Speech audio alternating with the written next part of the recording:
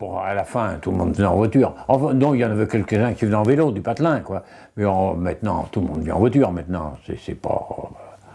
Mais quand on s'est installé ici, il y en avait plus qui venaient à pied ou en vélo surtout, quoi, qu'il y en avait qui venaient en voiture. Hein.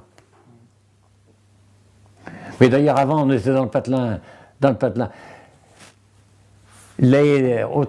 Quand ça marchait, quand la chaussure elle fonctionnait à bloc, il y avait, eh bien, mais à l'heure de midi, il ne fallait pas traverser le pays, hein, vous ne pouviez pas.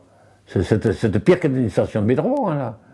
Vous voyez des dizaines de personnes qui s'en allaient dans tous les sens, qui venaient de là pour aller chez lui, l'autre venait de là-bas pour aller chez lui. De l'heure de midi, c'était pas possible. Hein. Oui. Tout le monde était... Tout le monde à la même heure, oui. Oui. Mais tout le monde à pied ou en vélo, hein. C'était pas compliqué. Là. Oui. Et pourquoi c'était...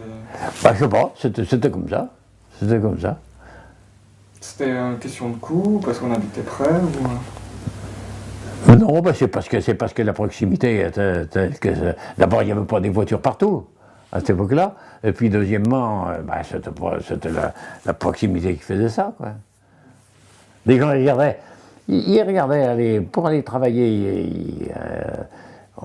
Tu vois, tu travailles où, toi? Ah ben, moi, je travaille à Cholet. Ah ben, dis donc, tu te rends compte, travailler à Cholet, c'était déjà beaucoup, quoi, pour aller travailler à Cholet. Fallait une voiture, fallait ceci, fallait cela. Alors que maintenant, les gens, ils font 50... Moi, j'ai un petit-fils qui habite Cholet, puis qui travaille à Nantes. Alors, il travaille là-bas, à l'autre côté du pont de Cheviré, là-bas. Alors, non, ça ne tracasse pas. Mais donc ici, on cherchait vraiment à travailler dans son village. Ah oui, mais c'était dans toutes les mouches comme ça. Toutes les mouches comme ça, les gens travaillaient dans leur village.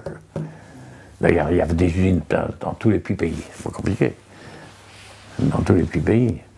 Un pays, Saint-Philbert-en-Mauche, 400 habitants, il y avait une fabrique de chaussures. Il y avait 2 fabriques de chaussures, Saint-Philbert-en-Mauche. D'ailleurs, votre entreprise, vous n'avez jamais pensé à la mettre ailleurs ou... Non, jamais. Non, bah non. Bah non, parce qu'on perdait la compétence, tout le monde n'aurait pas suivi. Alors on perd, parce que bon, bah, il y avait quand même, une machine spéciale, le gars qui est capable de monter, de mettre en route et de faire voir comment fonctionne la machine, c'est des compétences que tu ne trouves pas n'importe où, ça. Hein.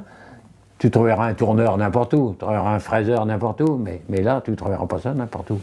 Un chaudronnier, tu le trouveras n'importe où. Mais alors, tu perds ces compétences-là, ça ne marche plus. Hein.